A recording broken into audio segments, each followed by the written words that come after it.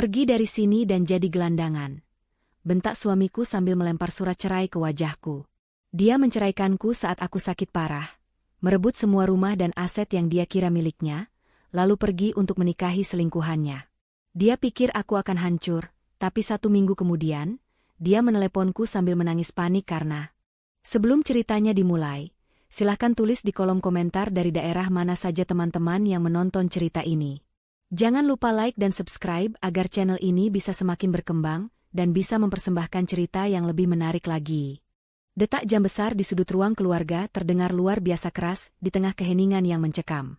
Bagi Tania, setiap detaknya terdengar seperti hitungan mundur menuju sesuatu yang tak terhindarkan.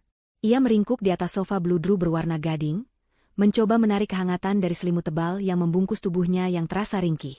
Namun, rasa dingin itu tidak berasal dari pendingin ruangan.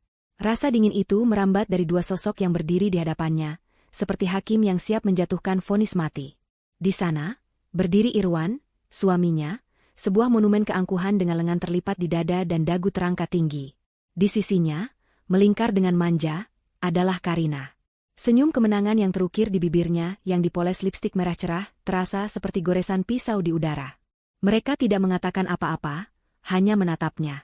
Menatap Tania yang terbaring lemah, dikalahkan oleh penyakit yang menggerogoti tubuhnya dan pengkhianatan yang meremukkan jiwanya. Ironisnya, semua kemewahan di sekeliling mereka, sofa yang ia duduki, lampu kristal yang berkilauan di atas, lukisan mahal di dinding, adalah buah dari seleranya. Rumah ini adalah istana yang ia rancang, yang kini telah berubah menjadi panggung sandiwara untuk penghinaannya sendiri. Kepalanya terasa berat, berdenyut-denyut seirama dengan detak jam. Tania memejamkan mata sejenak, berharap saat ia membukanya lagi, semua ini hanyalah mimpi buruk. Tapi saat ia membukanya, tatapan dingin Irwan masih tertancap padanya, menusuk tajam dan tanpa ampun. Irwan menikmati keheningan itu sejenak, membiarkan Tania terkurung dalam penderitaannya, sebelum akhirnya membuka mulutnya. Suara yang keluar dalam dan dingin, tanpa sedikitpun kehangatan yang dulu pernah ada. Lihat dirimu, Tania. Terbaring di situ seperti seonggok sampah. Sakit-sakitan, tidak berguna, dan menyedihkan. Aku muak melihat wajahmu setiap hari. Tania masih diam. Tenaganya sudah habis untuk berdebat. Setiap kata yang keluar dari mulut Irwan adalah belati yang ia biarkan menancap di hatinya. Ia sudah terlalu lelah untuk mencabutnya. Ia hanya ingin semua ini cepat berakhir. Irwan mendengus, seolah diamnya Tania adalah sebuah penghinaan. Ia berjalan mengitari meja kopi, tangannya menyentuh vas porselen mahal di atasnya. Semua ini, katanya sambil menyapukan pandangan ke seluruh ruangan yang megah itu, aku yang membangunnya. Aku yang bekerja keras siang dan malam untuk mendapatkan kemewahan ini. Dan apa yang kau lakukan? Kau hanya menumpang hidup, menghabiskan uangku, dan sekarang kau menjadi beban dengan penyakitmu yang tidak ada habisnya. Karina terkikik kecil di sampingnya, suara yang dibuat-buat agar terdengar manis namun justru terdengar seperti garpu yang digoreskan ke piring. Sudahlah, sayang, jangan buang tenagamu untuknya. Dia tidak akan mengerti arti kerja keras. Kata-kata Karina menjadi pemantik bagi amarah Irwan yang sudah tersulut. Pria itu kembali menghampiri Tania, kali ini dengan sebuah map coklat tebal di tangannya. Tanpa perasaan, ia melemparkan map itu ke pangkuan Tania. Tepian map yang tajam sedikit menggores kulit lengannya, namun Tania tidak merasakan sakit fisik. Hatinya sudah terlalu kebas. Buka itu, perintah Irwan. Dengan tangan yang sedikit gemetar, bukan karena takut tetapi karena lemas, Tania membuka map tersebut. Di dalamnya ada tumpukan kertas dengan kop surat dari sebuah firma hukum ternama. Di halaman paling atas, tertulis dengan huruf tebal, surat gugatan cerai. Di bawahnya, tertera namanya dan nama Irwan. Tania membaca sekilas isinya, tentang bagaimana ia sebagai istri tidak lagi bisa menjalankan kewajibannya, tentang perbedaan yang tidak bisa lagi disatukan. Semua alasan klise yang dibuat untuk menutupi kebenaran busuk tentang perselingkuhan dan pengkhianatan. Aku sudah menandatanganinya, kata Irwan, senyum sinis tersungging di bibirnya. Aku hanya butuh tanda tanganmu untuk membuat semuanya resmi, meskipun tanpa itu pun aku bisa mengurusnya. Aku hanya ingin melihat wajahmu saat kau sadar bahwa kau bukan siapa-siapa lagi. Tania menatap kertas itu, lalu mengangkat wajahnya untuk menatap Irwan. Matanya yang biasanya sendu kini terlihat kosong, hampa. Kekosongan itulah yang membuat Irwan semakin murka. Ia mengharapkan tangisan, permohonan, atau amukan. Ia tidak mendapatkan apa-apa. Kenapa? Kau kaget? Ejek Irwan. Kau pikir aku akan terus bersamamu, merawatmu seumur hidupku? Kau salah besar. Aku sudah menemukan wanita yang lebih baik, lebih sehat, lebih cantik, dan lebih bisa menghargaiku. Ia menarik Karina lebih dekat, mencium pipinya dengan kasar di depan Tania. Akhirnya, suara Tania keluar, serak dan pelan. Aku akan menandatanganinya. Jawaban itu sepertinya bukan yang Irwan inginkan. Wajahnya mengeras. Bagus.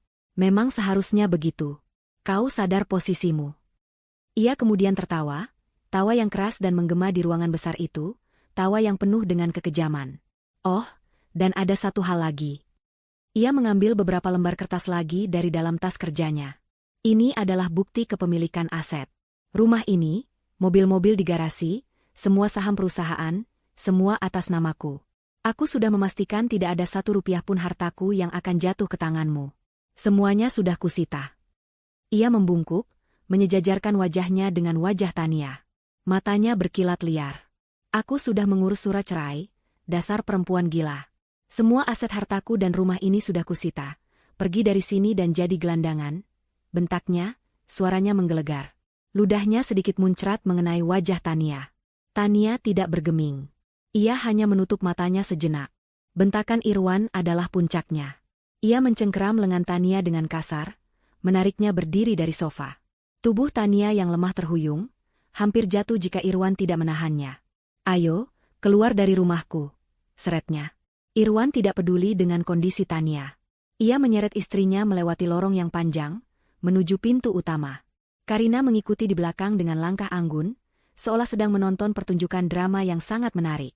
Pintu depan terbuka, embusan angin malam yang lembab dan dingin langsung menerpa kulit Tania. Gerimis mulai turun, membasahi halaman depan yang terawat sempurna. Irwan mendorong Tania keluar begitu saja. Ia kemudian melemparkan sebuah tas kain kecil yang entah kapan ia siapkan. Isinya hanya beberapa potong pakaian usang. Itu saja barangmu yang kuizinkan kau bawa. Selebihnya adalah milikku, kata Irwan dengan napas terengah, puas dengan tindakannya. Selamat menikmati hidup barumu di jalanan. Pintu kayu jati yang berat itu kemudian tertutup dengan bunyi debam yang keras, seolah menutup satu babak kehidupan Tania untuk selamanya. Tania terduduk di paving block yang dingin dan basah.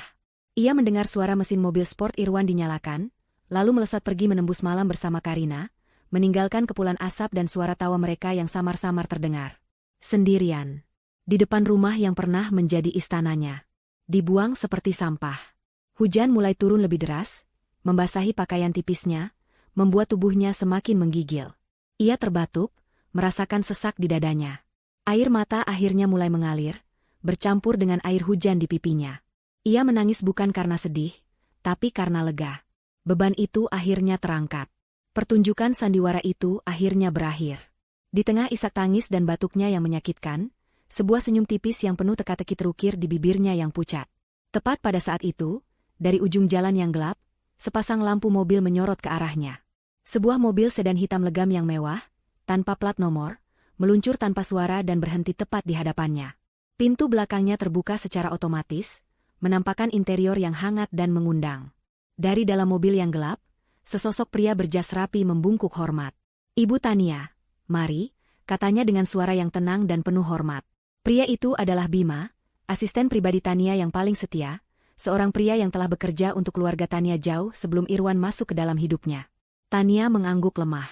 Dengan sisa tenaga yang ia miliki, dibantu oleh Bima yang dengan sigap memapahnya, ia masuk ke dalam mobil. Dunia luar yang dingin dan basah langsung tergantikan oleh kehangatan dan kelembutan interior mobil. Bima menyelimuti tubuhnya dengan selimut kasmir yang tebal, dan memberinya sebotol air hangat. Semua berjalan sesuai rencana. "Bu," bisik Bima sambil mengambil alih kemudi. Mobil melaju dengan mulus, meninggalkan rumah megah itu di belakang.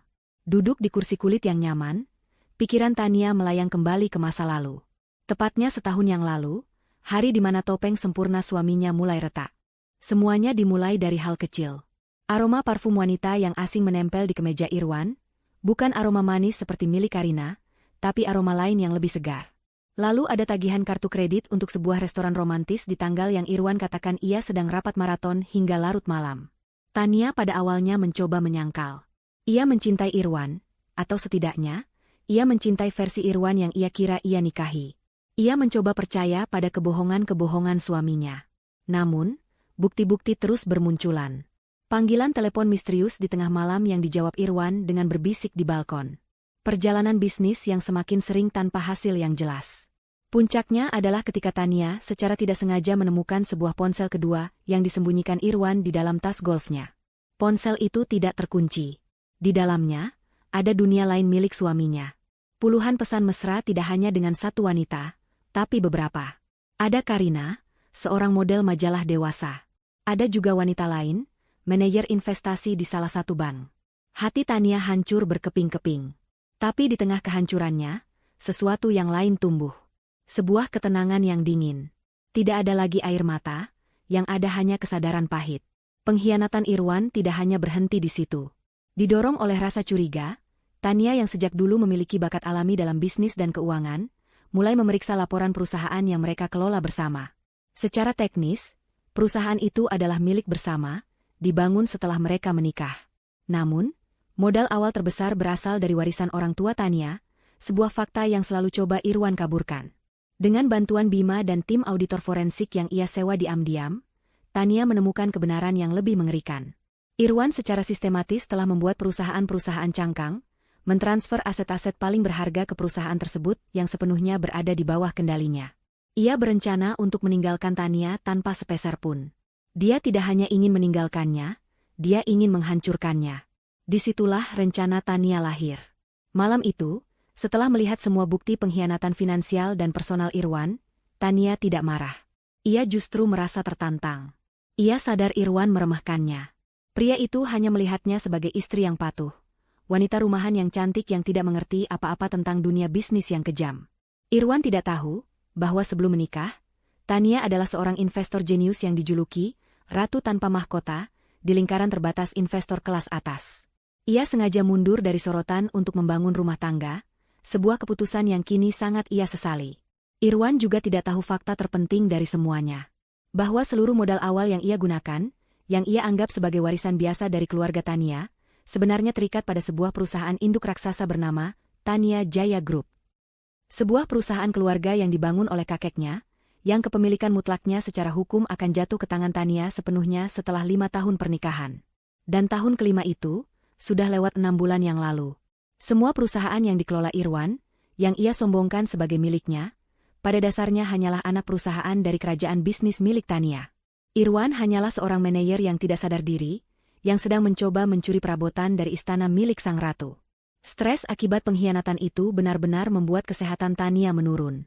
Penyakit autoimun yang selama ini bisa ia kendalikan, kembali kambuh.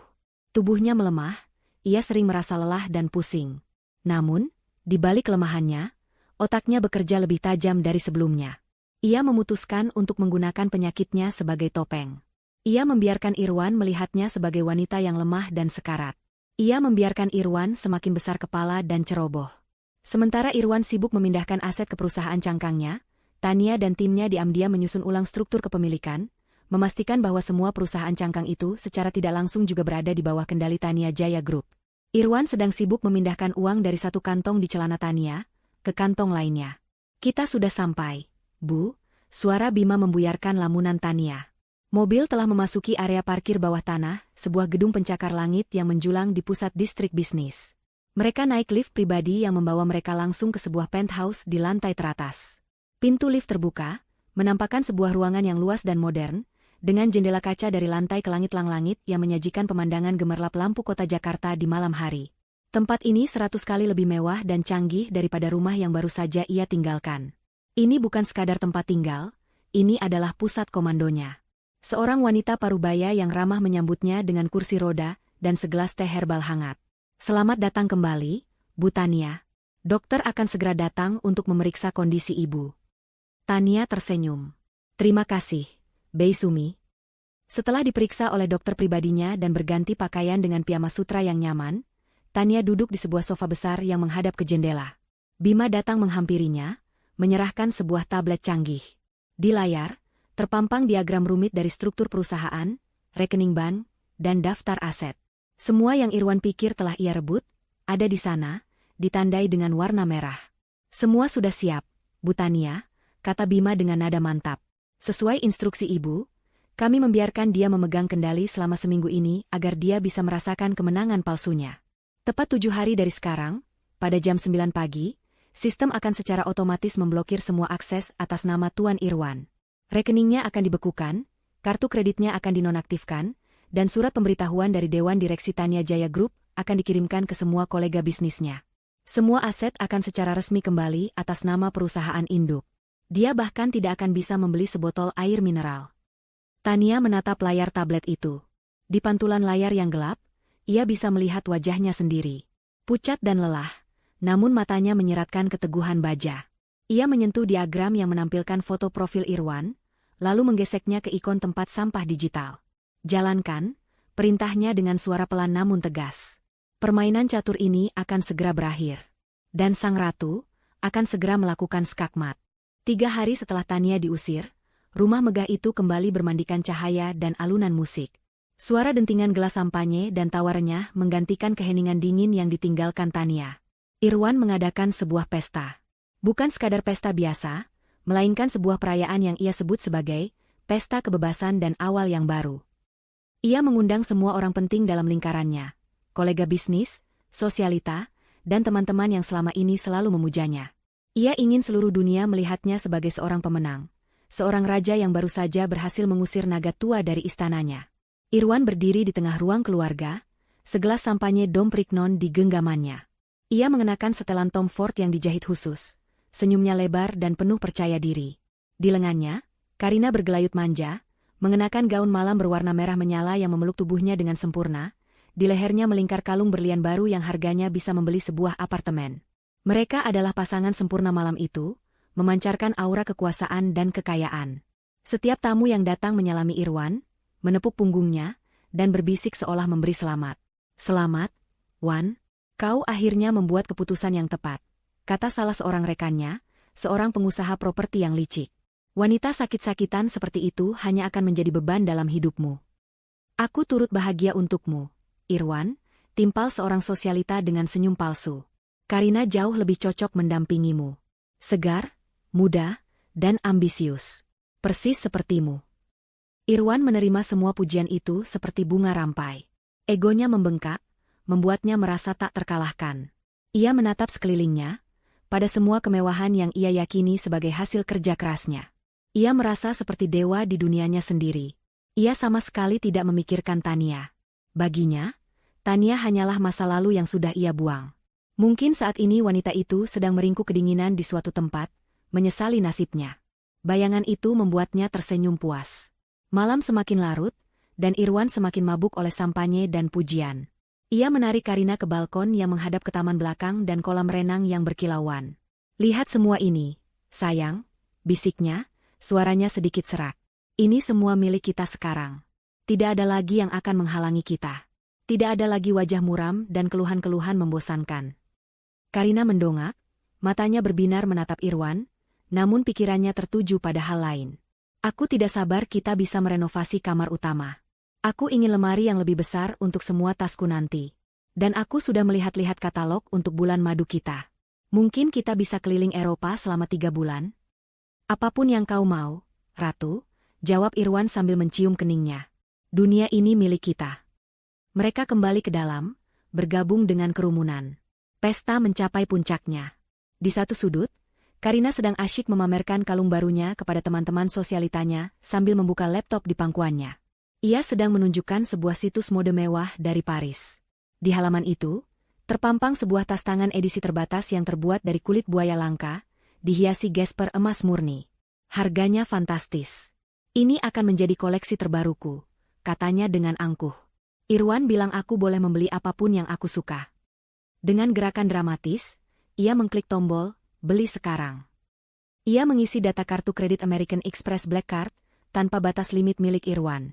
Ia mengetikkan semua detail dengan senyum penuh kemenangan, membayangkan tatapan iri teman-temannya saat ia membawa tas itu nanti. Ia menekan tombol konfirmasi pembayaran. Halaman web memuat sejenak. Namun, yang muncul bukanlah ucapan terima kasih atas pembelian, melainkan sebuah tulisan kecil berwarna merah di bawah formulir. Pembayaran gagal. Transaksi Anda ditolak oleh pihak bank. Senyum di wajah Karina membeku. Ia mencoba lagi, memeriksa ulang setiap angka yang ia masukkan. Hasilnya tetap sama. Tulisan merah itu seolah mengejeknya. Salah satu temannya yang melihatnya mengerutkan kening. Ada masalah, Rina? Karina tertawa gugup, mencoba menutupi rasa malunya. Ah, bukan apa-apa. Sepertinya jaringan internet hotel ini sedang lambat.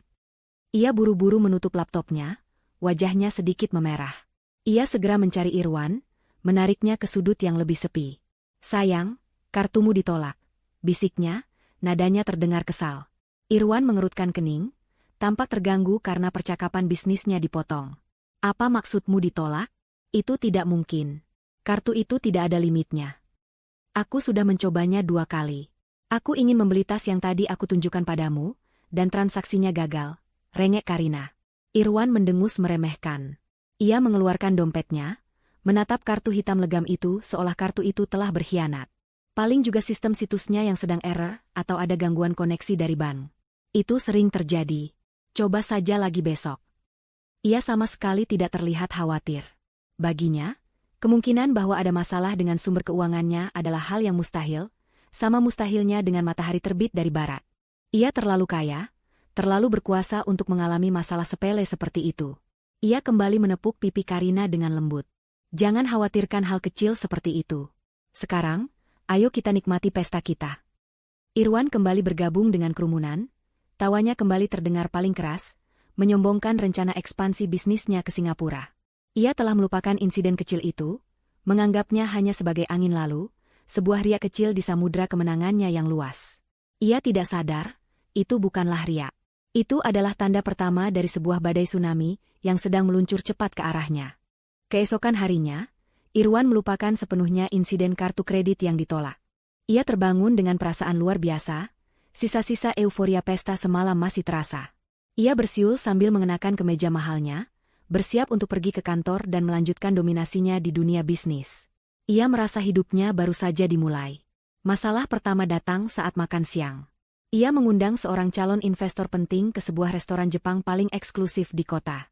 Sepanjang makan siang, Irwan berbicara tanpa henti tentang visinya, tentang keuntungan berlipat ganda, dan tentang betapa cerdasnya ia telah merestrukturisasi perusahaannya setelah melepas beban masa lalunya. Sang investor tampak terkesan.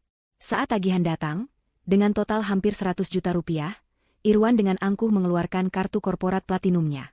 Pelayan mengambil kartu itu dan kembali beberapa menit kemudian dengan wajah canggung. Mohon maaf, Pak Irwan. Sepertinya ada masalah dengan kartunya. Transaksinya tidak bisa diproses. Wajah Irwan langsung mengeras. Apa maksudmu? Coba lagi. Gesek lagi kartunya. Pelayan itu mencoba sekali lagi, dan hasilnya sama. Tetap tidak bisa, Pak. Tertulis, hubungi bank penerbit. Rasa malu yang panas menjalar di wajah Irwan. Calon investor di hadapannya menatapnya dengan tatapan aneh. Ini adalah sebuah penghinaan. Dengan geram, Irwan terpaksa membuka dompetnya dan membayar dengan semua uang tunai yang ia miliki, yang untungnya masih cukup. Bang sialan. Selalu ada saja masalah teknis. Gerutunya, mencoba menyelamatkan mukanya. Tapi ia tahu, kesan yang ia bangun selama 2 jam terakhir telah rusak. Kembali di kantornya yang mewah di puncak gedung pencakar langit, perasaan tidak nyaman mulai merayapinya. Ia menyalakan komputernya, mencoba masuk ke sistem internet banking korporat untuk melakukan transfer dana ke salah satu pemasok besar. Saat ia memasukkan kata sandinya, sebuah jendela notifikasi muncul, akses ditolak. Untuk alasan keamanan, akun Anda telah diblokir sementara. Silakan hubungi administrator Anda. Administrator? Dialah administratornya. Dialah pemiliknya. Kemarahan mulai menggantikan rasa malunya. Ia meraih telepon dan menghubungi manajer hubungannya di bank, seorang pria yang biasanya akan menjawab panggilannya di dering pertama. Kali ini, panggilannya dialihkan ke pesan suara. Ia mencoba lagi. Sama. Ia menelepon ke kantor pusat bank, hanya untuk disambungkan dari satu operator ke operator lain. Semuanya memberikan jawaban yang sama dan tidak membantu. Kami melihat ada penanda keamanan di akun Anda, Pak. Kami tidak bisa memberikan detail lebih lanjut melalui telepon. Saat itulah telepon di mejanya mulai berdering tanpa henti. Panggilan pertama datang dari salah satu investor terbesarnya di Singapura. Nadanya tidak ramah. Irwan, apa yang terjadi dengan perusahaanmu? Aku baru saja menerima laporan audit independen yang sangat mengkhawatirkan tentang struktur kepemilikan dan potensi penipuan. Aku menarik semua investasiku sekarang juga. Sebelum Irwan sempat memprosesnya, panggilan lain masuk. Kali ini dari klien utamanya di Hong Kong, membatalkan kontrak multimiliar dolar. Alasannya sama. Sebuah laporan uji tuntas yang tiba-tiba muncul di email mereka pagi ini, mengungkapkan risiko yang tidak dapat diterima. Satu persatu, pilar-pilar kerajaan bisnisnya mulai runtuh. Seseorang sedang menyabotase dirinya dari luar, menyebarkan racun ke semua relasinya. Dalam kepanikan yang semakin menjadi, ia mencoba menghubungi orang kepercayaannya, Direktur Keuangan, Suryo.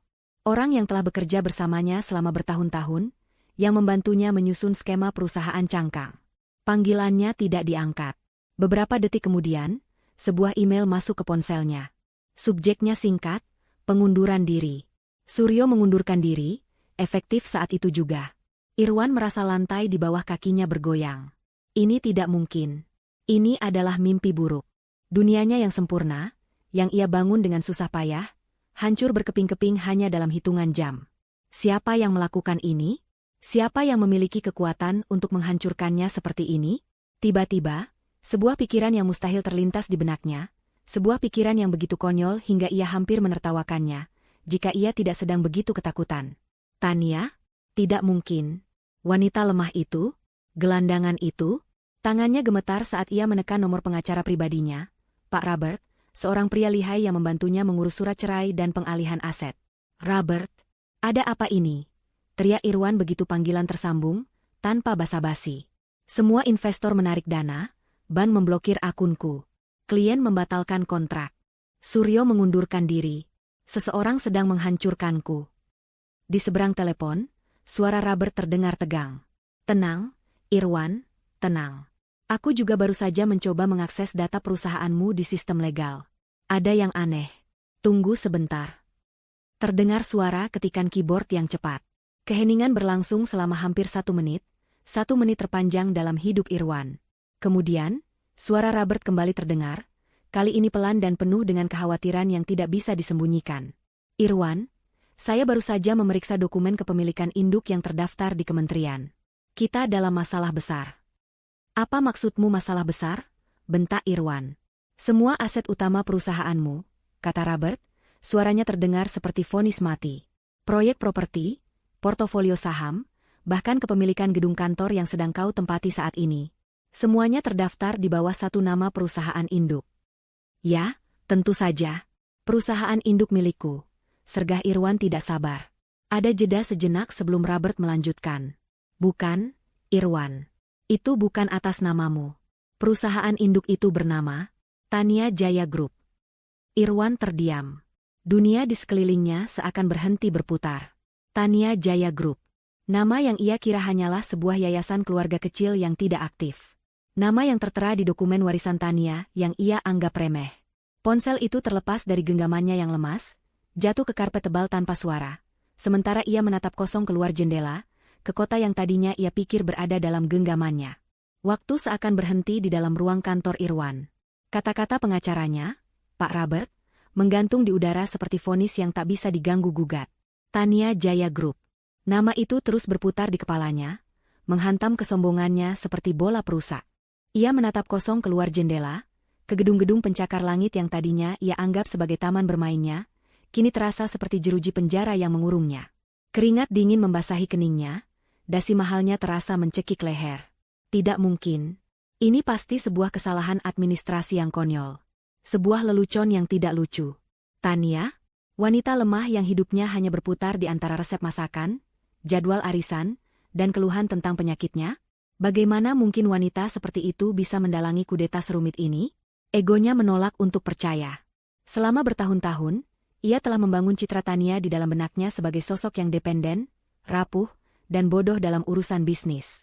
Mengakui bahwa Tania adalah dalang di balik semua ini berarti mengakui bahwa ia telah salah menilai, bahwa ialah yang selama ini bodoh. Selama beberapa jam berikutnya, Irwan bergerak seperti orang gila. Ia mondar-mandir di kantornya, menelepon kembali Pak Robert yang hanya bisa memberikan jawaban pasrah. Ia mencoba menghubungi bank, investor, bahkan Suryo, mantan direktur keuangannya. Tak ada yang menjawab. Mereka semua seolah lenyap di telan bumi, atau lebih tepatnya, mereka semua telah berpihak pada penguasa yang baru. Dalam keputusasaan, ia mencoba mengakses brankas digital tempat ia menyimpan salinan semua dokumen penting. Gagal. Kata sandinya telah diubah. Semuanya telah direbut darinya. Setiap pintu, setiap jalan keluar, telah ditutup rapat. Sore menjelang malam, saat langit Jakarta berubah warna menjadi oranye keunguan, Irwan akhirnya berhenti. Ia berdiri di depan jendela kaca raksasanya, menatap pantulan dirinya sendiri. Pria yang ia lihat bukanlah Irwan Wijoyo sang CEO perkasa. Itu adalah bayangan seorang pria yang kalah, wajahnya pucat, rambutnya acak-acakan, matanya memancarkan ketakutan murni. Saat itulah, kepingan puzzle terakhir jatuh ke tempatnya. Senyum tipis Tania saat ia diusir. Ketenangannya yang aneh saat menerima surat cerai. Mobil hitam mewah yang menjemputnya. Semuanya masuk akal sekarang. Ia telah ditipu. Ia telah dipermainkan dari awal. Rasa marah yang luar biasa, bercampur dengan kepanikan yang mencekik, meledak di dalam dirinya. Hanya ada satu orang yang bisa menjawab pertanyaannya. Hanya ada satu orang yang bisa menghentikan mimpi buruk ini. Dengan tangan gemetar hebat, ia mengambil ponselnya yang tergeletak di lantai. Ia membuka daftar kontaknya, mencari nama yang sudah hampir ia hapus. Tania. Jantungnya berdebar kencang seolah akan meledak. Dengan satu tarikan napas panjang yang bergetar, ia menekan tombol panggil. Di belahan kota yang lain, di penthouse termewah dengan pemandangan terbaik, Tania sedang duduk santai di balkon. Ia mengenakan gaun rumah sutra berwarna krem, secangkir teh kamomil hangat di tangannya. Seminggu telah berlalu sejak malam pengusirannya. Kesehatannya berangsur pulih di bawah perawatan dokter terbaik dan lingkungan yang tenang. Wajahnya tidak lagi pucat, dan ada binar kehidupan di matanya yang sudah lama hilang. Ia baru saja selesai melakukan panggilan video dengan dewan direksi barunya, memberikan arahan yang jelas dan tegas. Ponselnya yang tergeletak di meja bergetar. Nama, Irwan, muncul di layar. Tania menatap nama itu sejenak. Tidak ada getaran emosi di hatinya. Tidak ada amarah, tidak ada dendam, hanya rasa dingin yang hampa. Ia sudah menduga panggilan ini akan datang. Ia meletakkan cangkirnya, menarik napas pelan, lalu menerima panggilan itu dan mengaktifkan pengeras suara. Halo, sapanya, suaranya terdengar tenang dan jernih, seperti air danau di pagi hari. Keheningan sejenak di seberang, seolah Irwan terkejut panggilannya dijawab. Lalu, suara panik dan serak Irwan meledak. Tania, apa yang terjadi? Di mana kau? Apa yang sudah kau lakukan? Tania menyesap tehnya lagi sebelum menjawab.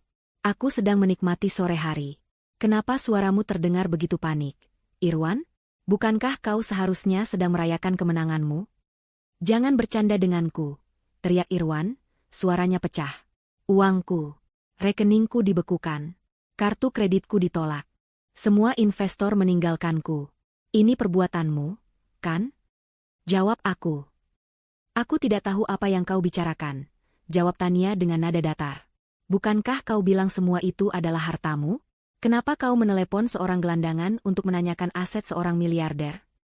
Setiap kata yang diucapkannya diucapkan dengan perlahan dan sengaja, seperti tetesan racun. Irwan terdiam, napasnya terengah-engah. Sarkasme Tania menghantamnya lebih keras dari bentakan. Ia menurunkan nadanya, mencoba jalur yang berbeda, jalur permohonan yang putus asa. Tania, tolong, aku tidak mengerti. Jelaskan padaku apa yang terjadi. Ini pasti ada kesalahan. Kita bisa bicarakan ini baik-baik. Aku. Tania memotongnya. Rasa muak mulai menjalari dirinya. Tidak ada yang perlu dibicarakan, Irwan. Dan tidak ada kesalahan. Yang ada hanyalah kebenaran yang akhirnya kau sadari.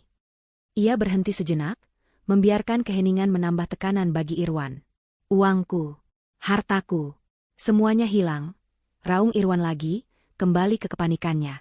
Saat itulah Tania melepaskan pukulan terakhirnya. Pukulan yang meruntuhkan sisa-sisa keangkuhan pria itu untuk selamanya. Ia tertawa kecil, tawa yang terdengar indah namun mematikan di telinga Irwan. Uangmu? Ulangnya dengan nada heran yang dibuat-buat. Irwan, kamu tidak pernah punya uang. Kamu hanya badut yang kuizinkan bermain di sirkus milikku. Selama ini, kamu hanya mengelola uangku. Keheningan total di seberang sana. Selamat menikmati peran barumu sebagai penonton, tambah Tania. Kemudian, dengan satu sentuhan lembut di layar, ia memutuskan panggilan. Klik. Suara itu terdengar begitu final. Tania meletakkan ponselnya, kembali menatap pemandangan kota. Langit sudah gelap, dan lampu-lampu mulai berkelip seperti berlian yang tersebar di atas kain beludru hitam. Ia merasa damai. Permainan telah berakhir. Di seberang sana, di dalam kantor yang gelap, Irwan merosot ke kursinya. Telepon masih menempel di telinganya, mendengarkan nada sambung yang terputus. Kata-kata terakhir Tania bergema di kepalanya, menghancurkan realitasnya hingga menjadi debu. Badut di sirkus miliknya. Kenyataan itu begitu menyakitkan, begitu menghancurkan, hingga ia bahkan tidak bisa berteriak. Ketenangan yang dirasakan Tania berbanding terbalik dengan badai yang melanda kehidupan Irwan. Sehari setelah panggilan telepon itu, neraka yang sesungguhnya terbuka. Berita tentang pengambil alihan dramatis itu bocor ke media. Entah siapa yang membocorkannya, namun semua portal berita finansial dan gosip serentak menurunkannya sebagai berita utama. Skandal kerajaan bisnis Wijoyo. CEO Irwan Wijoyo ternyata hanya manajer boneka. Sosok misterius di balik Tania Jaya Group, Tania Wijanti, istri yang dibuang, ternyata pemilik sah seluruh aset. Dari istri teraniaya menjadi ratu bisnis, kisah pengambil alihan paling mengejutkan dekade ini. Wajah Irwan terpampang di mana-mana, disandingkan dengan foto lama Tania yang terlihat sederhana. Dalam semalam, reputasinya yang ia bangun dengan kebohongan hancur lebur. Ia menjadi bahan tertawaan di seluruh negeri. Pria yang tadinya dipuja sebagai visioner bisnis, kini dicemooh sebagai penipu dan suami yang tidak tahu berterima kasih. Ia mengurung diri di dalam rumah, tidak berani keluar, mematikan ponselnya yang terus-menerus bergetar karena panggilan dari wartawan dan cemoohan dari mantan teman-temannya. Saat ia sedang meringkuk di sofa dalam kegelapan, mencoba memahami bagaimana hidupnya bisa hancur begitu cepat, bel pintu berbunyi. Ia mengabaikannya. Namun, bel itu terus berbunyi dengan paksa. Akhirnya, dengan langkah gontai, ia membuka pintu. Di depan pintu, berdiri dua orang pria berbadan tegap mengenakan seragam keamanan swasta, didampingi seorang pria berjas yang membawa map. "Selamat sore. Apakah benar ini kediaman Bapak Irwan Wijoyo?" tanya pria berjas itu dengan sopan namun tegas. Irwan hanya mengangguk keluh. "Kami dari tim legal Tania Jaya Group," lanjut pria itu. "Sesuai dengan dokumen kepemilikan yang sah, properti ini adalah aset milik perusahaan. Kami di sini untuk menyampaikan surat pemberitahuan resmi bahwa Anda diminta untuk mengosongkan properti ini dalam waktu 24 jam. Irwan menatap mereka dengan tidak percaya. Diusir. Ia diusir dari rumahnya sendiri, dengan cara yang jauh lebih formal namun 1000 kali lebih menghinakan daripada caranya mengusir Tania. Sebuah karma yang sempurna. Anda hanya diizinkan membawa barang-barang pribadi Anda. Pakaian, dokumen pribadi, dan barang-barang sejenisnya. Semua perabotan, kendaraan, dan barang berharga lainnya akan diinventarisir sebagai aset perusahaan, tambah pria itu sambil menyerahkan surat resmi kepadanya. Irwan membanting pintu di depan wajah mereka, napasnya memburu. Saat ia berbalik, ia melihat Karina turun dari tangga. Wajahnya pucat pasi, dan tangannya mencengkeram ponsel. Matanya menatap Irwan dengan amarah yang meluap-luap. "Aku sudah melihat beritanya," desis Karina. "Jelaskan padaku apa artinya ini, Irwan. Apa benar semua ini bukan milikmu? Apa benar kau ini hanya seorang pegawai?" Irwan menatap wanita yang ia pikir akan menjadi pendamping hidup barunya itu dengan tatapan memohon. "Karina, sayang dengarkan aku. Ini hanya kesalahpahaman. Aku bisa memperbaikinya. Kita bisa memulai lagi dari awal." "Aku." "Memulai dari awal?" potong Karina dengan tawa histeris yang terdengar mengerikan. "Memulai dari nol? Denganmu? Seorang penipu? Seorang pecundang?" Ia berjalan mendekati Irwan, matanya berkilat-kilat penuh kebencian. "Kau tahu apa yang sudah aku korbankan untuk bersamamu? Aku meninggalkan produser kaya raya demi kau. Kau bilang kau adalah raja, kau menjanjikanku dunia. Dan ternyata apa? Kau bahkan tidak memiliki rumah yang kita tinggali ini." Ia mendorong dada Irwan dengan keras. "Kau sama saja seperti sampah yang kau buang minggu lalu. Tidak. Kau bahkan lebih buruk." Setidaknya dia tidak berbohong tentang siapa dirinya. Semua topeng kemanjaan dan cinta Karina telah luntur, menampakkan wajah aslinya yang tamak dan kejam. Tanpa menunggu jawaban Irwan, ia berlari kembali ke lantai atas. Beberapa saat kemudian, ia turun sambil menyeret 2 koper Louis Vuitton besarnya. Semua barang mewah yang sempat Irwan berikan padanya sudah ia kemasi. Ia berhenti di depan Irwan yang masih mematung karena syok. Ia menatap Irwan dari ujung kepala sampai ujung kaki dengan tatapan jijik. "Dengar, Irwan, katanya dengan suara dingin dan tajam. Aku kira aku telah mendapatkan seorang raja, ternyata aku hanya memungut seorang badut sirkus. Jangan pernah cari aku lagi, hubungan kita selesai. Karina membuka pintu, menyeret kopernya keluar tanpa menoleh sedikit pun. Ia masuk ke dalam taksi yang sudah ia pesan, dan pergi begitu saja dari kehidupan Irwan. Pintu depan yang tidak ditutupnya, dibiarkan terbuka, seolah menunjukkan betapa kosong dan terbukanya kehancuran Irwan bagi dunia luar. Irwan ditinggalkan sendirian di tengah ruang keluarga yang terasa hampa, dikelilingi kemewahan yang bukan lagi miliknya, dengan surat pengusiran di tangannya dan gema kata-kata terakhir Karina yang menusuk hatinya. Badut sirkus. Ia benar-benar sendirian. Seminggu setelah badai media menghancurkan nama Irwan, sebuah undangan konferensi pers eksklusif dari Tania Jaya Group menyebar di kalangan jurnalis.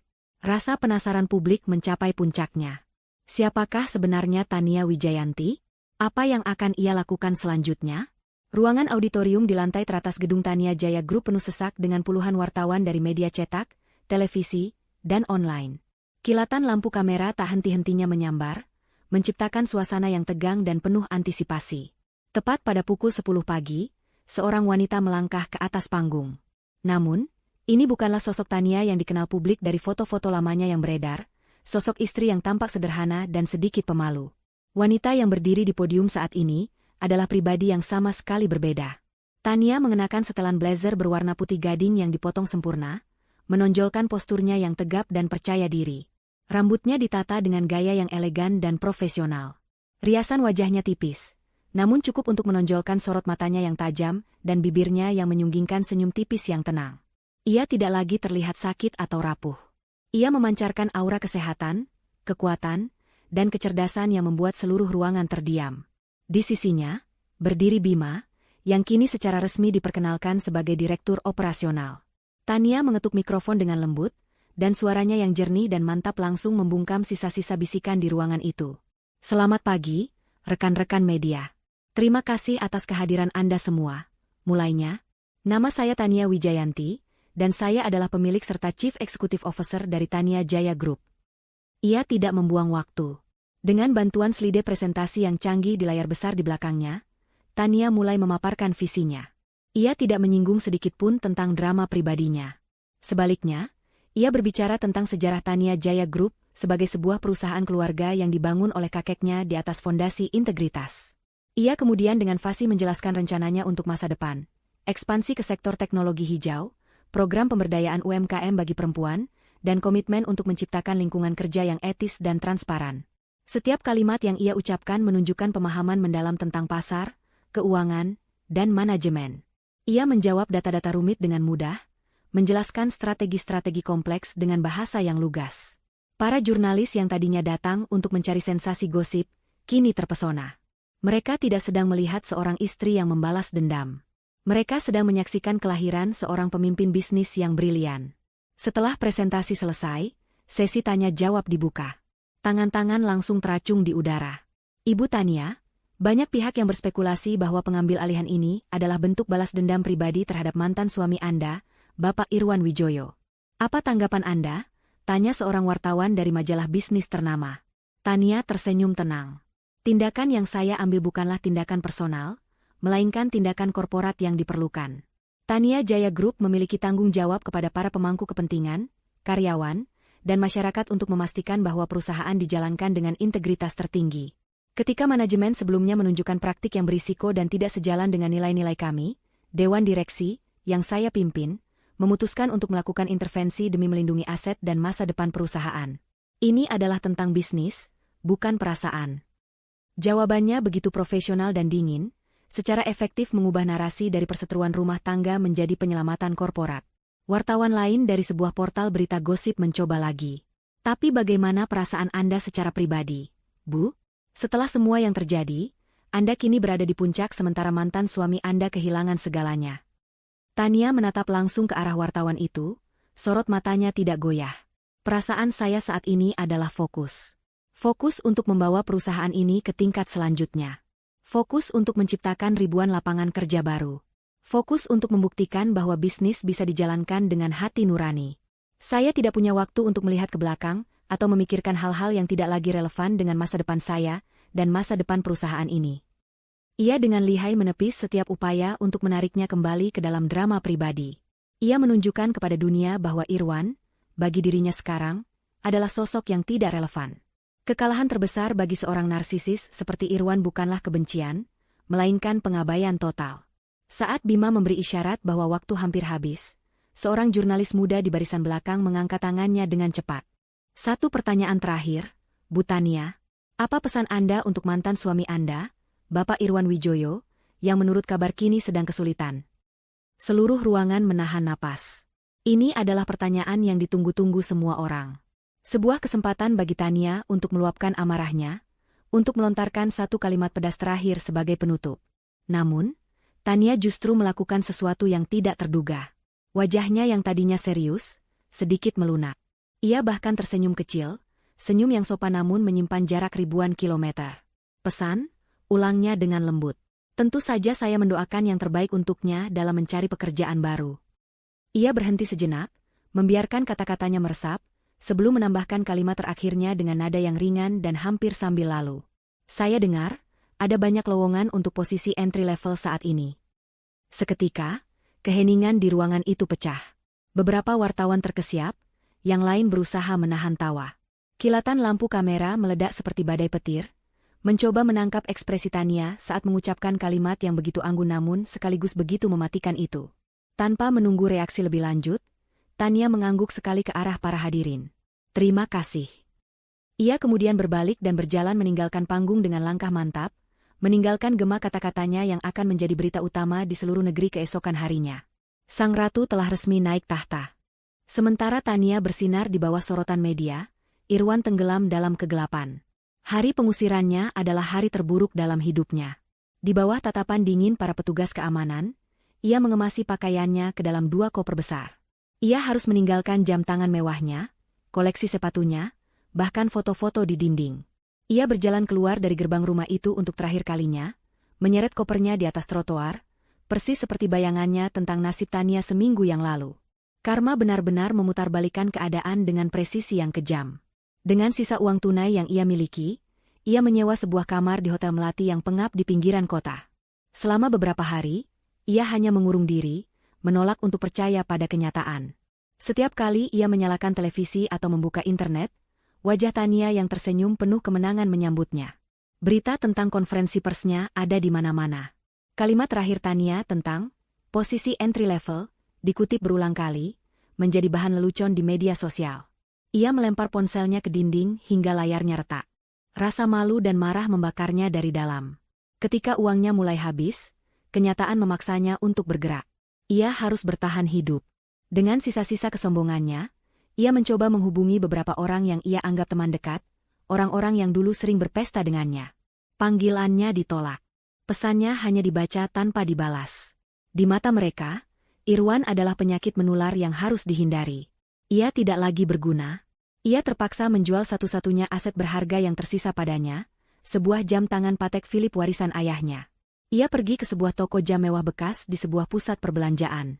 Pria pemilik toko menatap jam itu, lalu menatap Irwan, dan senyum sinis tersungging di bibirnya. Ia jelas mengenali Irwan dari berita. Ia menawarkan harga yang jauh di bawah nilai pasaran, tahu bahwa Irwan tidak punya pilihan lain. Dengan tangan gemetar dan hati yang hancur, Irwan menerima tumpukan uang tunai itu. Harga dirinya resmi terjual. Dengan uang itu, ia menyewa sebuah kamar kos bulanan di daerah padat penduduk. Kamar itu kecil, hanya berukuran 3 kali 4 meter, dengan cat dinding yang sudah mengelupas dan jendela yang menghadap langsung ke tembok tetangga. Bau lembab dan suara bising dari jalanan menjadi teman barunya. Kamar mandi digunakan bersama dengan penghuni kos lain. Setiap malam, ia makan mie instan, makanan yang dulu ia cemooh sebagai makanan orang miskin. Ia kini hidup persis seperti gelandangan yang ia harapkan untuk Tania. Setiap hari adalah siksaan. Ia mencoba melamar pekerjaan, tetapi namanya sudah terlalu terkenal karena alasan yang salah. Di satu wawancara untuk posisi manajer penjualan di sebuah perusahaan kecil, kepala HRD menatap CV-nya dengan lama, lalu menatapnya dengan pandangan kasihan. Maaf, Pak Irwan. Rekam jejak Anda terlalu terkenal. Kami tidak bisa mengambil risiko. Di lain waktu, ia bahkan tidak dipanggil wawancara. Ia semakin kurus, lingkaran hitam di bawah matanya semakin pekat. Wajahnya yang dulu terawat kini kusam dan tidak bercahaya. Ia menghabiskan hari-harinya di dalam kamar kos yang suram, tersiksa oleh ingatan akan kemewahan yang pernah ia miliki dan oleh bayang-bayang kesuksesan Tania yang terus menghantuinya di mana-mana. Majalah, papan reklame, berita televisi, seolah seluruh dunia berkonspirasi untuk mengingatkannya akan kegagalannya. Suatu malam, dalam kesendiriannya yang pekat, didorong oleh rasa penasaran yang menyakitkan, ia membuka media sosial melalui laptop tuanya. Ia mencari nama Karina. Akun Karina tidak dikunci. Postingan terbarunya diunggah 2 hari yang lalu. Foto itu menunjukkan Karina sedang tertawa lepas di atas dek sebuah kapal pesiar mewah, dengan latar belakang matahari terbenam di perairan Bali.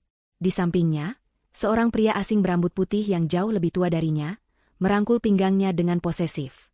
Di jarinya, melingkar sebuah cincin berlian yang ukurannya jauh lebih besar dari yang pernah Irwan berikan. Keterangan fotonya singkat, menemukan rajaku yang sesungguhnya. Living my best life Bali Vibes. Melihat foto itu, Irwan tidak merasakan amarah. Yang ia rasakan adalah kehampaan yang dingin dan menusuk. Ia akhirnya sadar. Bagi Karina, ia tidak pernah lebih dari sekadar batu loncatan, sebuah kendaraan menuju gaya hidup yang ia dambakan. Ketika kendaraan itu mogok, ia dengan mudah menemukan yang baru dan lebih baik. Ia tidak pernah dicintai. Ia hanya dimanfaatkan. Oleh Karina, oleh teman-temannya, bahkan mungkin oleh para karyawannya. Satu-satunya orang yang mungkin pernah tulus padanya adalah Tania, orang yang telah ia hancurkan dengan tangannya sendiri.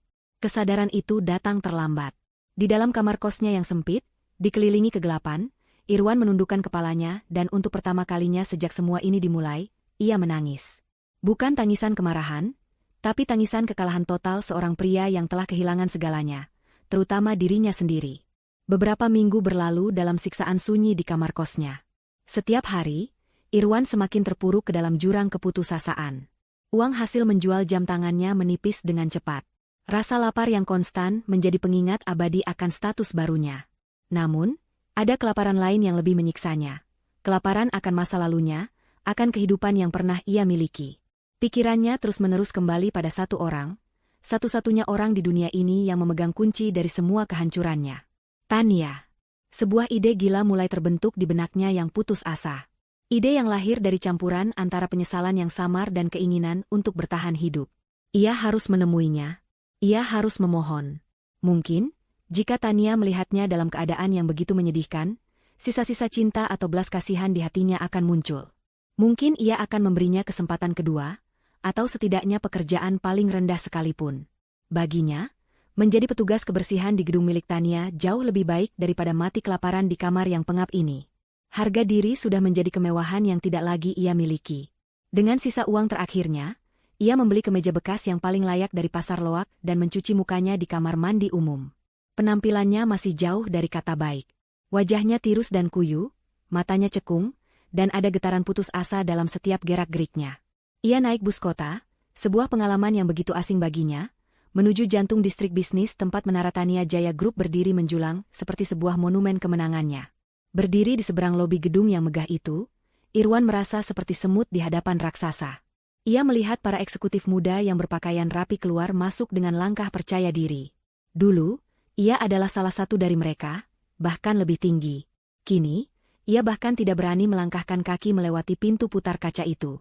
Petugas keamanan yang berjaga di depan menatapnya dengan curiga, seolah ia adalah seorang gelandangan yang tersesat. Maka, ia menunggu. Ia berdiri di sudut jalan, mencoba terlihat tidak mencolok, matanya terus tertuju pada pintu masuk utama. Ia menunggu sepanjang pagi, di bawah terik matahari yang menyengat. Perutnya keroncongan, tapi ia mengabaikannya. Ia menunggu hingga jam makan siang, melihat ratusan karyawan keluar dari gedung, namun sosok Tania tidak terlihat. Ia terus menunggu hingga sore hari. Langit yang tadinya cerah mulai mendung, dan tak lama kemudian, gerimis mulai turun, persis seperti di malam ia mengusir Tania. Hujan itu terasa seperti cemoohan dari langit. Tubuhnya basah kuyup dan mulai menggigil kedinginan, tetapi ia tidak beranjak. Ia harus bertemu Tania. Ini adalah satu-satunya harapannya. Menjelang pukul 6 sore, saat para karyawan terakhir mulai meninggalkan gedung, sebuah mobil sedan mewah berwarna hitam berhenti tepat di depan lobi. Jantung Irwan berdebar kencang. Ia mengenali mobil itu. Pintu belakang terbuka, dan Bima keluar lebih dulu, membuka payung besar. Lalu, Tania melangkah keluar dari mobil. Waktu seakan melambat bagi Irwan. Tania terlihat luar biasa. Ia mengenakan gaun kerja berwarna biru tua yang elegan. Ia tampak sehat, berenergi, dan ada aura ketenangan dan kekuasaan di sekelilingnya yang membuat orang-orang di sekitarnya tampak menyingkir dengan hormat. Ia sedang tertawa kecil menanggapi sesuatu yang dikatakan Bima. Tawa itu, tawa yang tulus dan lepas, adalah sesuatu yang sudah lama tidak pernah Irwan dengar. Tawa itu menghantamnya dengan kesadaran penuh tentang apa yang telah ia sia-siakan. Tanpa berpikir lagi, didorong oleh insting putus asa, Irwan berlari menyeberang jalan, tidak peduli pada klakson mobil yang memekakkan telinga. Ia menerobos barisan orang dan tiba di hadapan Tania, tepat saat wanita itu akan melangkah masuk ke lobi. "Tania," panggilnya, suaranya serak dan bergetar. Tania berhenti melangkah. Tawanya langsung hilang. Ia menoleh, dan matanya bertemu dengan mata Irwan. Ekspresinya tidak menunjukkan keterkejutan, kemarahan, atau bahkan rasa kasihan. Ekspresinya kosong. Seolah ia sedang melihat orang asing yang mengganggu jalannya. Bima dan dua petugas keamanan gedung langsung bergerak, membentuk barisan pelindung di antara Tania dan Irwan. "Tolong jangan mendekat, Pak," kata salah satu petugas keamanan dengan tegas. Tapi Irwan tidak peduli. Ia menjatuhkan dirinya berlutut di atas trotoar yang basah di hadapan Tania, di depan semua orang yang lalu lalang. "Tania, tolong, maafkan aku," ratapnya, air mata kini mengalir deras di pipinya, bercampur dengan air hujan. "Aku tahu aku salah. Aku monster. Aku dibutakan oleh kesombongan. Aku mohon, Tania, maafkan aku." Ia mengulurkan tangannya, seolah ingin meraih ujung gaun Tania. "Lihat aku, Tania. Aku sudah kehilangan segalanya. Aku tidak punya apa-apa lagi. Aku mohon padamu, beri aku satu kesempatan lagi. Pekerjaan apa saja. Aku bersedia menjadi sopirmu, menjadi tukang kebun, apa saja. Aku hanya tidak ingin mati seperti ini. Ingat masa lalu kita, Tania. Ingat saat kita pertama kali bertemu. Ingat janji kita." Ia terus meracau, menumpahkan semua keputusasaan dan penyesalannya, berharap bisa menemukan satu titik lemah di hati wanita itu. Tania menatapnya dari atas ke bawah. Tatapannya dingin, analitis, seolah sedang mengamati spesimen serangga yang aneh. Ia membiarkan Irwan menyelesaikan ratapannya. Keheningan yang tercipta terasa lebih menyakitkan daripada bentakan apapun. Akhirnya, Tania melangkah maju satu langkah, membuat para pengawalnya tegang. Ia berjongkok sedikit, tidak untuk menunjukkan simpati, tapi agar suaranya terdengar jelas hanya oleh Irwan. Suara yang keluar dari bibirnya begitu pelan, begitu tenang, namun setiap katanya adalah bilah es yang menusuk langsung ke jantung Irwan. "Dulu," bisiknya, "aku juga pernah memohon padamu. Aku memohon padamu untuk berhenti selingkuh saat aku sedang sakit parah. Aku memohon belas kasihanmu di malam kau menyeretku keluar dari rumah. Apa kau mendengarkanku?" Irwan tidak bisa menjawab. Mulutnya terkunci. Tania kembali berdiri tegak. Ia merapikan gaunnya seolah baru saja membersihkan debu yang tak terlihat. Ia menatap lurus ke depan, melewati Irwan, seolah pria yang sedang berlutut di kakinya itu hanyalah halangan kecil di jalannya. "Maaf, Anda siapa ya?" tanyanya dengan nada formal yang sopan, cukup keras untuk didengar oleh orang-orang di sekitarnya. "Tolong jangan mengganggu saya." Lalu, tanpa menoleh lagi, ia berbalik. "Bima, ayo," katanya dengan tenang. Ia melangkah masuk ke dalam lobi gedung yang hangat dan terang, diiringi oleh para pengawalnya, meninggalkan Irwan yang masih berlutut di atas trotoar yang dingin dan basah. Pintu kaca otomatis tertutup di belakangnya, memisahkan dua dunia mereka untuk selamanya. Irwan tetap dalam posisinya, membeku. Kata-kata terakhir Tania, "Maaf, Anda siapa ya?" terus terngiang di telinganya. Itu bukanlah sebuah penghinaan. Itu adalah sebuah pemusnahan. Ia tidak lagi ada di dalam dunia Tania. Ia telah dihapus. Harapan terakhirnya telah mati, dan yang tersisa hanyalah kehampaan yang tak berujung. 1 tahun kemudian, waktu telah berjalan, memisahkan takdir Tania dan Irwan semakin jauh, seolah mereka kini hidup di dimensi yang berbeda. Bagi Tania, 1 tahun itu adalah periode kebangkitan dan kebahagiaan yang tak pernah ia bayangkan sebelumnya. Tania Jaya Group, di bawah kepemimpinannya yang visioner, meroket menjadi salah satu konglomerat paling disegani di Asia Tenggara. Ia tidak hanya cerdas dalam berbisnis, tetapi juga murah hati. Ia mendirikan Yayasan Pelita Tania, sebuah organisasi nirlaba yang memberikan bantuan hukum, perlindungan, dan pelatihan kerja bagi perempuan korban kekerasan dalam rumah tangga. Ia menjadi inspirasi bagi banyak orang. Kisahnya bukan lagi tentang balas dendam, melainkan tentang kekuatan, ketahanan, dan kemampuan untuk mengubah luka menjadi kekuatan. Kesehatan dan penampilannya pun pulih sepenuhnya.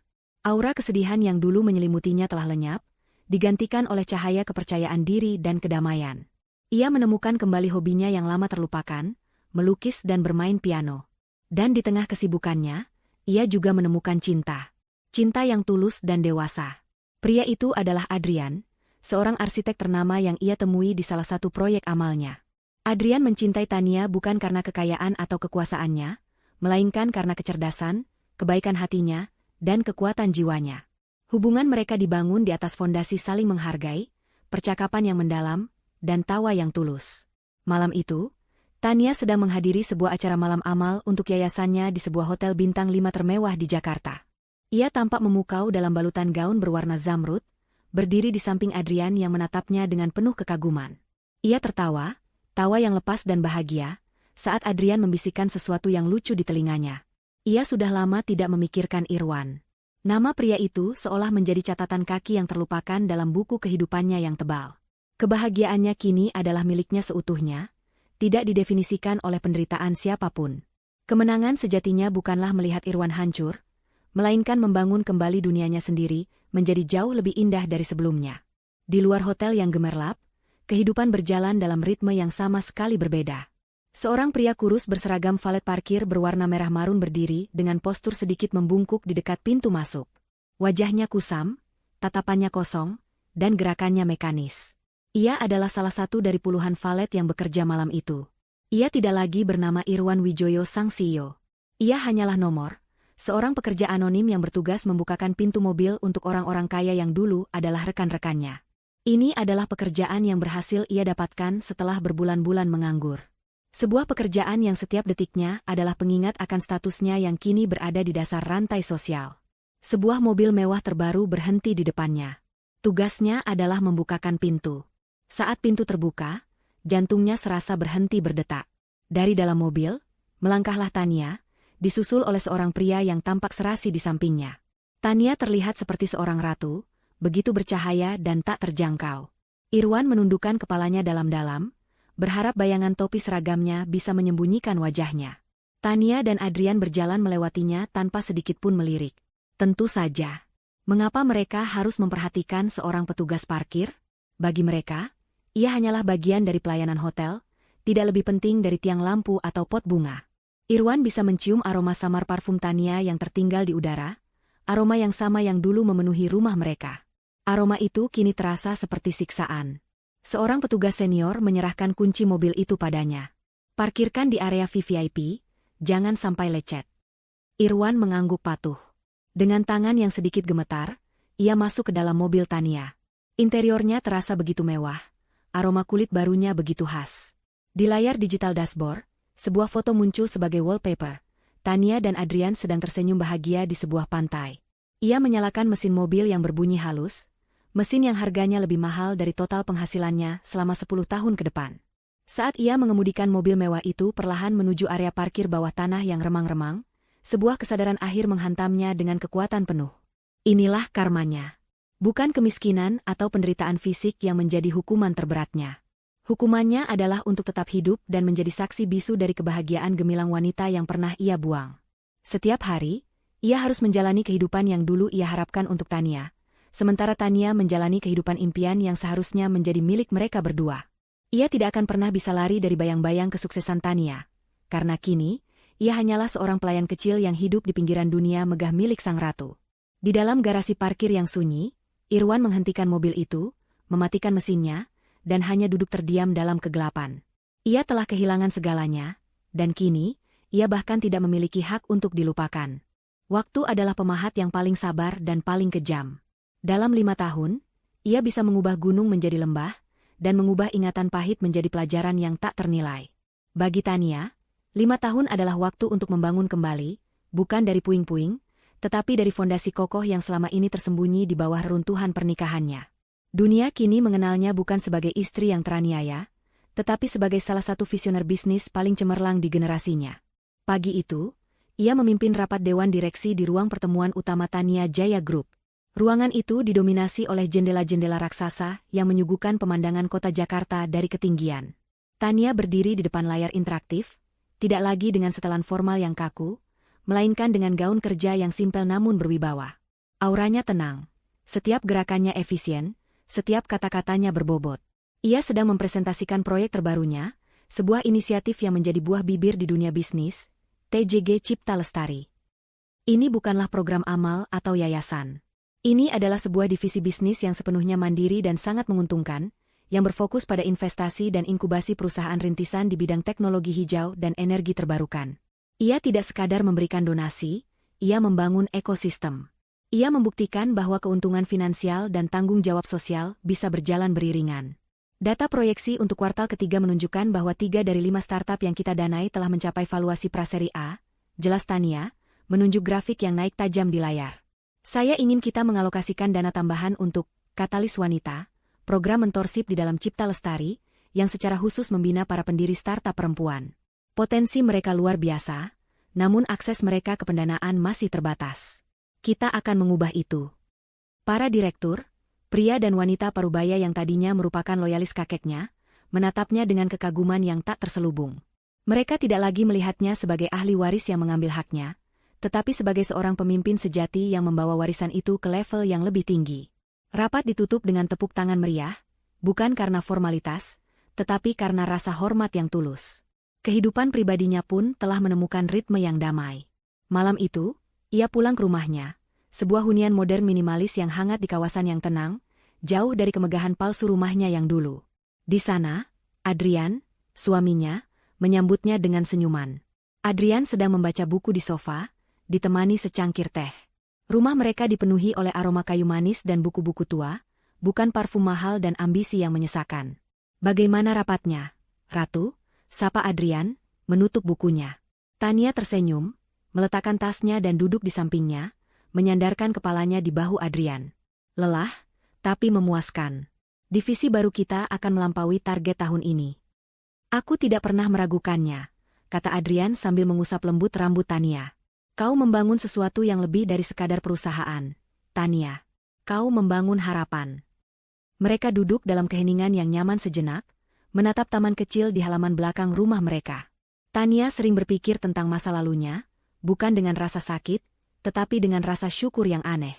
Pengkhianatan Irwan adalah api yang membakar habis dirinya yang lama, dirinya yang naif dan ragu-ragu. Dari abu itulah, dirinya yang sekarang lahir. Ia tidak lagi mendefinisikan dirinya melalui hubungan dengan seorang pria, melainkan melalui karya dan warisan yang ia ciptakan. Nama Irwan hampir tidak pernah terlintas di benaknya. Pria itu adalah hantu dari kehidupan orang lain, sebuah bab yang begitu jauh di masa lalu hingga terasa seperti fiksi. Kedamaian yang ia rasakan adalah kemenangan termanis dari semuanya. Di sisi lain kota, di dunia yang terasa jutaan kilometer jauhnya, waktu berjalan dengan cara yang berbeda. Bagi Irwan, 5 tahun bukanlah waktu untuk membangun. Itu adalah waktu untuk terkikis. Karma tidak datang sebagai badai sesaat, melainkan sebagai gerimis abadi yang perlahan-lahan melarutkan sisa-sisa hidupnya hingga tak berarti. Ia masih bekerja sebagai petugas valet di hotel yang sama. Tubuhnya yang dulu tegap kini sedikit membungkuk karena lelah. Tangannya yang dulu hanya memegang pulpen mahal dan gelas kristal, kini kapalan karena terus-menerus memegang setir mobil orang lain.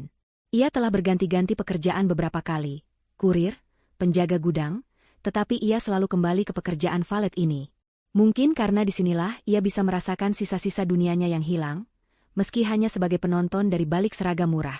Ia masih tinggal di kamar kos, meski sudah pindah ke lokasi yang sedikit lebih baik, tetapi tetap saja sempit dan menyedihkan. Rutinitasnya monoton. Bangun, naik bus berdesakan, bekerja selama 10 jam dalam diam, pulang, makan nasi bungkus, dan tidur. Ia tidak punya teman. Wanita datang dan pergi dari hidupnya, tetapi tidak ada yang bertahan lama setelah mengetahui bahwa ia tidak punya apa-apa untuk ditawarkan. Obsesinya pada Tania telah berubah bentuk. Amarah dan kebencian telah lama menguap, meninggalkan endapan penyesalan yang pekat dan permanen. Ia menjadi pengikut setia berita kesuksesan Tania. Dengan ponselnya yang layarnya sudah retak, ia membaca setiap artikel tentang pencapaian Tania Jaya Group, melihat setiap foto Tania bersama suaminya di acara-acara penting.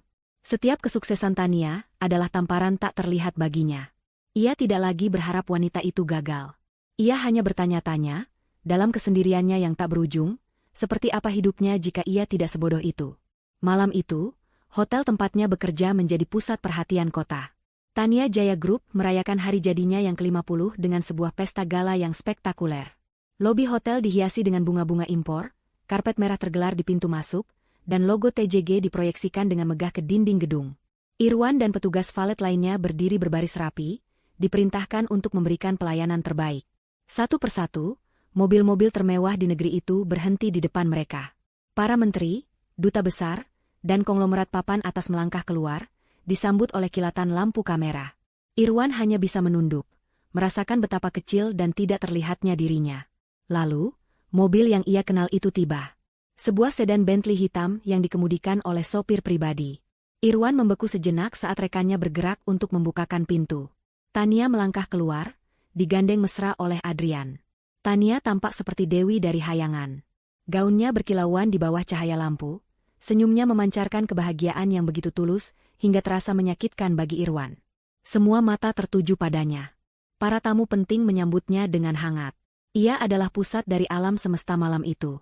Irwan hanya bisa menatap dari kejauhan, dari posisinya di pinggir karpet merah. Ia melihat Tania berhenti sejenak untuk diwawancarai oleh stasiun televisi.